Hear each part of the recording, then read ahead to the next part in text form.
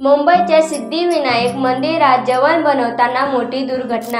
उकळत्या पाण्याने भिजलेल्या कंत्राटी कामगारांच्या उपचारादरम्यान दुर्दैवी मृत्यू झाला. प्रभादेवीतील सिद्धिविनायक मंदिरात 5 दिवसांपूर्वी ही दुर्घटना घडली. जेवण बनवत असताना उकळत्या पाण्याने भरलेले टोप कर्मचाऱ्याच्या अंगावर पडलं. या दुर्घटनेनंतर कर्मचारी तब्बल 60% भाजला. त्याला तातडीने रुग्णालयात दाखल करण्यात आलं आणि गेल्या 5 दिवसांपासून त्याच्यावरती उपचार सुरू. मात्र डॉक्टरांचे प्रयत्न करूनही त्याचा जीव वाचू शकला नाही. उपचारादरम्यान त्याचा मृत्यू झाला आणि कुटुंबावर दुःखाचा डोंगर कोसळला. या घटनेची माहिती पोलिसांना देण्यात आली असून या घटनेनंतर मात्र मंदिरातील कंत्राटी कर्मचाऱ्याच्या कामाच्या ठिकाणी आवश्यक सुरक्षा उपाय होते का याचा तपास आता महत्त्वाचा ठरणार आहे.